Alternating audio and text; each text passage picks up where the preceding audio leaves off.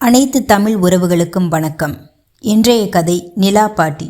வாங்க கதைக்கு போகலாம். மன்னராட்சி நடந்த காலத்தில் ஒரு அழகிய குக்கிராமம் ஒன்று இருந்தது. அதில் மிகவும் வயதான கிழவி ஒருத்தி இருந்தாள். அவளுக்கு உதவி செய்ய யாரும் இல்லை, சொந்தக்காரர்களும் இல்லை. அவள் தனியாக ஒரு சின்ன குடிசையில் வசித்து வந்தாள். அந்த கிழவி யாருடைய வீட்டிற்கும் போகவும் மாட்டாள், யாரும் அவர்கள் வீட்டிற்கு வரவும் மாட்டார்கள். நிலா பாட்டி வீட்டுக்கு அருகில் ஒரு ஆலமரம் உள்ளது. அங்கேதான் நிலா பாட்டி வீட்டின் அருகில் உள்ள குழந்தைகள் எல்லாம் விளையாடுவார்கள். அந்த பாட்டி போகும்போதும் வரும்போதும் அந்த கிழவியை நிலா பாட்டி என்று கூப்பிடுவார்கள். நிலாக்குள்ளே யாரோ ஒரு கிழவி ராட்டையில் நூல் நூற்று கொண்டிருக்கிறது போல தெரிகிறதல்லவா?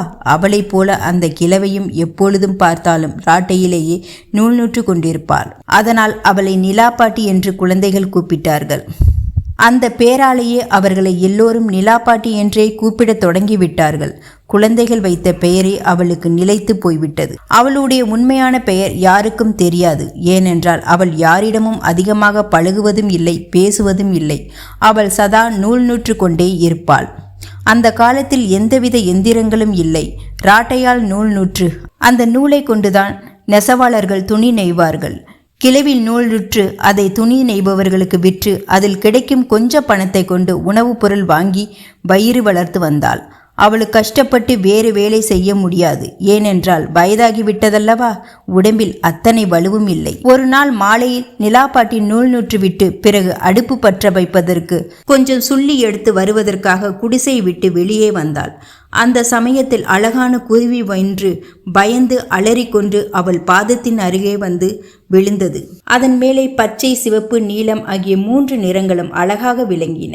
தலையில் உச்சியிலேயே பட்டு போல சின்ன கொண்டை இருந்தது. நிலாப்பாட்டி கீழே குனிந்து குருவியை அன்போடு கையில் எடுத்தாள். குருவியின் காலொன்று ஒடிந்திருந்தது. அதன் தொடையிலே காயப்பட்டு அதிலிருந்தும் இரத்தம் வந்தது. பாட்டி, என்னை காப்பாற்று என்று சொல்வது போல குருவி பார்த்து அதன் உடம்பெல்லாம் நடுங்கிற்று. நிலைமையை உணர்ந்த நிலாப்பாட்டி, ஐயோ பாவம், யாரோ இதன் மேல் கல்லை எறிந்திருக்கிறார்கள் போலிருக்கிறது என்று கூறிக்கொண்டு சில பச்சிலைகளை பறித்து வந்தாள். அவற்றிலிருந்து சாற்றை பிழிந்து காயத்தின் மீது ஊற்றி கட்டினாள். ஒடிந்திருந்த காலையும் நேராக வைத்து அதிலும் சில பச்சிலை சாற்றை ஊற்றி அதற்கும் ஒரு கட்டு போட்டாள். பிறகு அந்த குருவியை குடிசைக்குள் கொண்டு போய் முதலில் கொஞ்சம் தண்ணீர் குடிக்க வைத்தாள். சட்டியில் இருந்த கம்மஞ்சாதம் சிறிது எடுத்து வந்து அதற்கு கொடுத்தாள். அதை சாப்பிட்டு விட்டு குருவி அடிப்பட்ட மயக்கத்தால் அப்படியே படுத்து தூங்கிவிட்டது. நிலாப்பாட்டி அந்த குருவியை தன் குழந்தை போலவே கவனித்து வந்தாள். அதற்கு மருத்துவ உதவிகளும் செய்து அதை பேணி காத்தாள். சில நாட்களிலேயே அதற்கு காயமெல்லாம் ஆறி போயிற்று. ஒடிந்த கால்களும் சரியாகிவிட்டது. இப்பொழுது அதனால் பறந்து போகவும் முடிந்தது. வெளியில் போய் தனக்கு வேண்டிய இரையை தானே தேடிக்கொண்டது. ஆனால் அதற்கு கிழவியை விட்டு பிரிந்து வாழ மனம் வரவில்லை. அவளுடனேயே குடிசையில் வாழ்ந்து வந்தது. குருவி காலையில் எழுந்து இனிமையாக பாடும். அந்த பாட்டை கேட்டுக்கொண்டே மகிழ்ச்சியோடு கிழவி எழுந்திருப்பாள். இரவிலே குருவியின் பாட்டை கேட்டுக்கொண்டே கிழவி நிம்மதியாக உறங்குவாள். இப்படி சில காலம் சென்றது. அதற்குள்ளே கிழவி மிகவும் தளர்ந்து போய்விட்டாள். முதுமையினாலே அவள் கை கால்கள் ஓய்ந்து விட்டன. அவளால் ராட்டையை கூட சுழற்ற முடியவில்லை. அதனால் உணவுப் பொருள் வாங்குவதற்கு காசு பணம் ஒன்றும் இல்லை. சில நாளைக்கு குடிசையை சுற்றி முளைத்திருக்கும் கீரை வேல்களை பிடுங்கி வேக வைத்து சாப்பிட்டு ஒருவாறு பசியை தணித்து கொள்வாள். சில நாளைக்கு அதுவும் கிடைக்காது. அவள் யாரிடத்திலும் தனது நிலைமையை பற்றி சொல்லவில்லை. இனிமேல் நான் உயிரோடு இருந்து யாருக்கு என்ன பயன், பிறரிடத்திலேயே உதவி பெற்று வாழ்வது இழிவானது என்று நினைத்து கொண்டு பேசாமல் படுத்திருப்பாள். குருவிக்கு அவள் நிலைமையை பார்த்து மனம் பொறுக்கவில்லை. அதற்கு அழுகையாக வந்தது. நிலாப்பாட்டி பசியோடு படுத்திருந்தால் இதுவும் அவள் பக்கத்திலேயே போய் படுத்து கொள்ளும். இறை தேட போகாது. கிழவி அதை அன்போடு நீவி கொடுத்து விட்டு, கண்ணு, நீ போய் இறை தேடி சாப்பிட்டு வாடா. கண்ணு, எனக்காக நீ பட்டினி கிடக்காதே. உன்னை பார்த்ததும் உன்னுடைய பாட்டை கேட்டுதான் நான் இப்போது சந்தோஷப்படுகிறேன் என்று அதை நீவி கொடுப்பாள். உன் உடம்பை கெடுத்து கொள்ளாதே என்று அதனிடம் அன்பாக குழந்தையிடம் சொல்வது போல சொல்லுவாள். நிலாப்பாட்டிக்கு எப்படியாவது உணவு கண்டுபிடிக்க வேண்டும் என்று அந்த குருவி துடியாய் துடித்தது. யாரிடமாவது நிலாப்பாட்டியின் நிலைமையை எடுத்து சொல்லலாமா? குருவிக்கு எப்படி சொல்வதென்று தெரியவில்லை. அதனுடைய பேச்சு மனிதர்களுக்கு புரியாது, நிலாப்பாட்டிக்கு மட்டுமே புரியும். ஆனால் எப்படியாவது பணம் கொண்டு பிடித்து அவளுக்கு கொடுக்க வேண்டும் என்று குருவி முடிவு செய்தது. பணம் கிடைத்தால் நிலாப்பாட்டியின் கவலையெல்லாம் தீர்ந்து போகும், அவளுக்கு சோறு கிடைத்துவிடும். இந்த எண்ணம் தோன்றியது. குருவி பணம் தேட புறப்பட்டது. நாள்தோறும் காலையிலிருந்து மாலை வரை எங்கெங்கோ சுற்றி அலைந்தது. கடைசியிலே ஒரு நாள் அந்த குருவி தன் மூக்கிலே ஒரு தங்க காசை வைத்துக்கொண்டு நிலா பாட்டியிடம் பறந்தோடி வந்தது. அந்த காசை அவளுடைய பாதத்தருகில் போட்டுவிட்டு அளவில்லாத மகிழ்ச்சியோடு துள்ளி துள்ளி குதித்தது. ஆனந்தமாக பாடிக்கொண்டே நிலா பாட்டியை பார்த்தது. நிலா பாட்டிக்கு அந்த குருவியின் அன்பெல்லாம் புரிந்துவிட்டது. தான் பட்டினி கிடைக்க கூடாது என்பதற்காக குருவி எங்கிருந்தோ அந்த தங்க காசை கொண்டு வந்திருப்பதையும் அவள் அறிந்து கொண்டாள். அதை கொண்டு போய் கடையில் மாற்றி உணவுப் பொருள் வாங்கிக் கொள்ள வேண்டும் என்பது குருவியின் ஆசை என்பதையும் அவள் புரிந்து கொண்டாள். அவளுக்கு குருவியின் மேல் இன்னும் அன்பு அதிகமாயிற்று. ஆனால் நிலாப்பாட்டி அந்த தங்க காசை தனக்காக எடுத்துக்கொள்ள விரும்பவில்லை. இது யாருடைய சொத்தோ, இதை நான் எனக்காக பயன்படுத்தினால் கடவுள் அதை சரியென்று நினைக்க மாட்டார். இதுவரையில் நான் யாருடைய பொருளையும் எனக்காக எடுத்துக்கொள்ளவில்லை. சாகப் போகிற வயதிலா அப்படி செய்யலாமா என்று அவள் எண்ணினாள். நீண்ட நேரம் இப்படி நினைத்து பார்த்து அந்த தங்க காசை தான் வைத்துக்கொள்ள கூடாது என்று நிலாப்பாட்டி முடிவும் செய்தாள். ஆனால் அந்த காசை என்ன செய்வது என்று அதற்காக மறுபடியும் தனது மன எண்ணோட்டத்தை தொடங்கி கொண்டிருந்தாள். அந்த ஊரை ஆண்ட அரசன் மிகவும் நல்லவன். அவன் ஒரு ஏற்பாடு செய்திருந்தான். ஏழைகளுக்கு சோறு போடவும் ஒரு பெரிய ஏரி உண்டாக்கி அதிலிருந்து தண்ணீரை விளைநிலங்களுக்கு பாய்ச்சவும் பணம் நிறைய வேண்டியிருக்கிறது என்று தாராளமாக பண உதவி செய்ய முன்வர வேண்டும் என்று மக்களுக்கு தெரியப்படுத்தியிருந்தான். கிழவிக்கு அது இப்பொழுது நினைவுக்கு வந்தது. அரசன் ஒரு பெரிய உண்டி பெட்டியை அந்த ஊர் கோவிலிலேயே வைத்திருந்தான். விருப்பம் இருந்தால் யார் வேண்டுமானாலும் கோவிலுக்கு சென்று அதில் பணம் போடலாம். அப்படி கிடைக்கும் பணத்தை கொண்டு ஏரி உண்டாக்க அரசன் எண்ணியிருந்தான். குருவி கண்டு வந்த தங்க காசை அந்த உண்டியில் போட்டுட்டால் எத்தனையோ ஏழைகளுக்கு உணவு கிடைக்கும். ஏரி உண்டாக்கி நாட்டை செழிப்புள்ளதாக செய்யவும் அது உதவியாக இருக்கும் என்று நிலாப்பாட்டி கருதினாள். அதனால் தள்ளாடி தள்ளாடி மெதுவாக நடந்து கோவிலுக்கு சென்று அந்த தங்க காசை உண்டியலில் போட்டுவிட்டு வந்தாள். கிழவியின் நல்லெண்ணத்தை அறிந்த குருவி பெருமையடைந்தது. இருந்தாலும் தனது எண்ணம் நிறைவேறவில்லையே என்று அதற்கு வருத்தமும் உண்டாயிற்று. அது மறுநாளும் ஒரு தங்க காசை கொண்டு வந்து நிலாப்பாட்டியின் முன்னால் போட்டது. அந்த தங்க காசை கொண்டாவது நிலாப்பாட்டி உணவுப் பொருள் வாங்கி கொள்ள வேண்டும் என்பது குருவியின் ஆசை. ஆனால் அவள் அதையும் உண்டியலில் போட்டுவிட்டாள். சில நாட்கள் தினமும் இப்படியே நடந்து வந்தது. ஒரு நாளைக்காவது அவள் ஒரு தங்க காசை தனக்காக வைத்துக் கொள்ள மாட்டாளா என்று அந்த குருவி துடித்தது. அதனுடைய பேச்சிலே என்னவெல்லாம் சொல்லி பார்த்தது. நிலாப்பாட்டிக்கு குருவி கத்துறது நன்றாக தெரிந்தது. இருந்தாலும் தங்க காசை தனக்காக எடுத்துக்கொள்ள அவள் விரும்பவில்லை. கண்ணு, நீ எனக்காக வருத்தப்பட வேண்டாம்டா. நம் நாட்டு மக்கள் எல்லாம் சுகழ்பட்டால் அதுவே போதும். இந்த உலகத்துக்கு சுமையாக நான் எதற்காக இன்னும் உடம்பை காப்பாற்றி கொண்டிருக்க வேணும் என்று அதனிடம் கூறினாள். குருவி விசனத்தோடு அவள் பேச்சை காதிலே வாங்கி கொண்டது. இப்படி இருக்க சில நாட்களாக உண்டியலை நாள்தோறும் இரவில் திறந்து பார்க்கும் போது அதில் வெள்ளியாலும் செம்பாலும் செய்த நாணயங்களோடு ஒரு தங்க காசு இருப்பதையும் பார்த்து அரசன் ஆச்சரியம் அடைந்தான். ஒவ்வொரு நாளும் யார் இப்படி தங்க காசு போடுகிறார்கள் என்று கண்டுபிடிக்க வேண்டும் என்று அரசன் ஆசையும் உண்டாயிற்று. அதற்காக சில காவலர்களை நியமித்து மறைவாக இருந்து உண்டியலில் பணம் போடுகிறவர்களை கவனிக்கும்படி அவன் ஏற்பாடு செய்தான். நிலாப்பாட்டியால் ஒரு நாள் நடக்கக்கூட முடியவில்லை.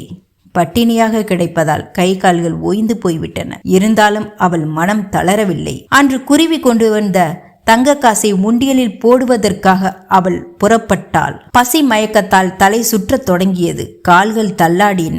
இருந்தாலும் வைராகியத்துடன் உண்டியலில் காசை போட வேண்டும் என்ற எண்ணம் அதிகமாயிற்று. அதனால் அவள் உட்கார்ந்த நிலையிலேயே கைகளையும் மெதுவாக முன்னால் தலை மீது வைத்து கோவிலுக்கு போனாள். உடம்பில் ஏற்பட்டுள்ள தளர்ச்சியையும் வலியையும் பொறுத்து கொண்டு மெதுவாக கோவிலை அடைந்து அந்த காசை உண்டியலில் போட்டுவிட வேண்டும் என்று அவளுக்கு ஆசை கோவிலையும் அடைந்தது.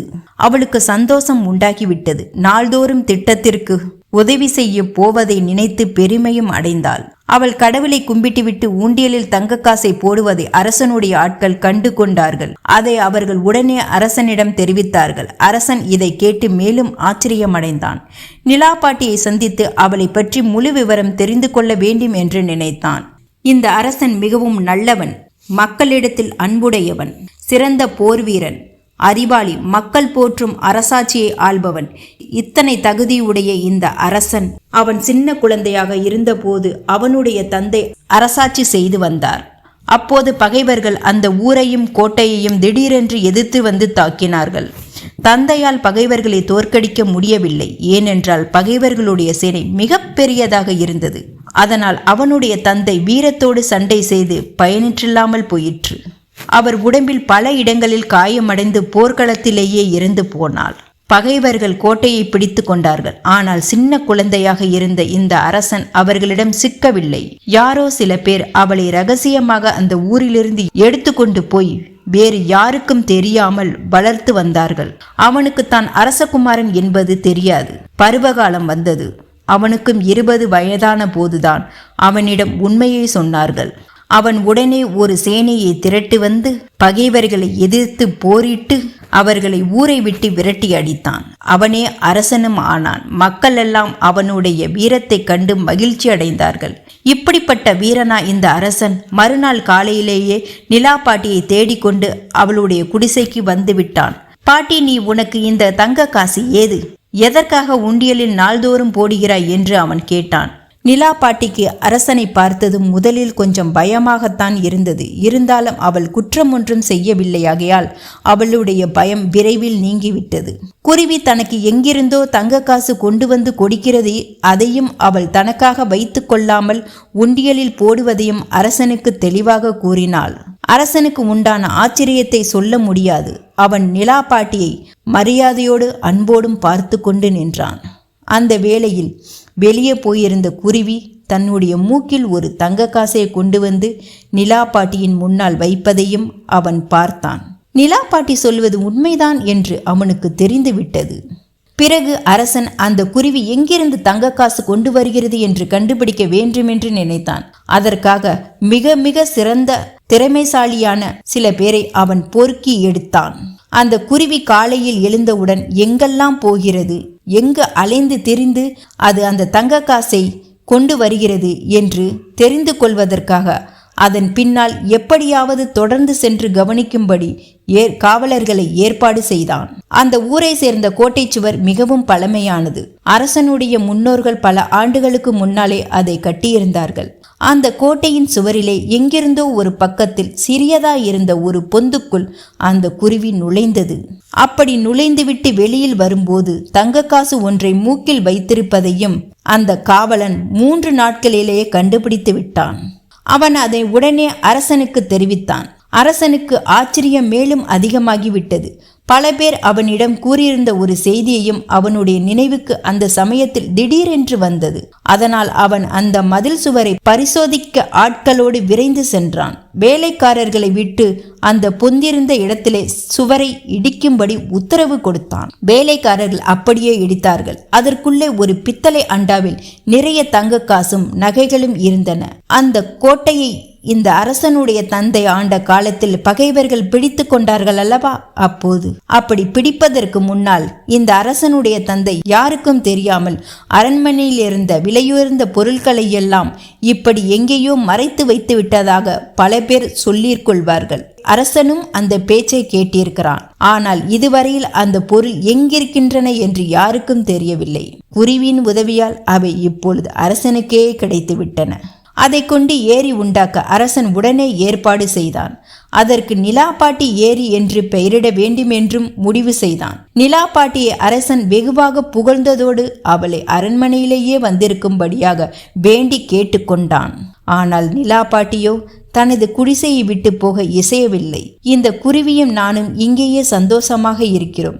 எங்களுக்கு எதற்கு பெரிய வீடு என்று நிலாப்பாட்டி அவனிடம் கூறினாள். நிலாப்பாட்டி வசதிக்காகவும் உணவிற்காகவும் அரசன் எல்லா ஏற்பாடுகளையும் செய்து வைத்தான். குருவிக்கு இப்பொழுது ஒரே மகிழ்ச்சி. இனிமையாக பாடிக்கொண்டே இருந்தது. அந்த ஊர் மக்களும் நிலாப்பாட்டியை பற்றி நன்றாக தெரிந்து கொண்டனர். அதனால் பல பேர் ஒவ்வொரு நாளும் அவளை பார்த்து பேசவும் அவளுக்கு வணக்கம் தெரிவிக்கவும் வரத் தொடங்கினார்கள். ஏரியில் தண்ணீர் பெருக்கெடுத்தது. நிலா பாட்டியால் ஊர் மக்களும் விவசாயிகளும் மகிழ்ச்சியாக இருந்தனர். நிலா பாட்டிக்கும் குருவிக்கும் அந்த ஊரில் உள்ள அனைவரும் உறவினர்களாகிவிட்டார்கள். குழந்தைகள், குருவிகள், நிலா பாட்டி அனைவரும் மகிழ்ச்சியாக ஆலமரத்தின் அடியில் விளையாடி கொண்டிருந்தனர். சுபம். இந்த கதை உங்களுக்கு பிடிச்சிருந்தால் லைக் பண்ணுங்க, சப்ஸ்கிரைப் பண்ணுங்க, ஷேர் பண்ணுங்க. தேங்க்யூ.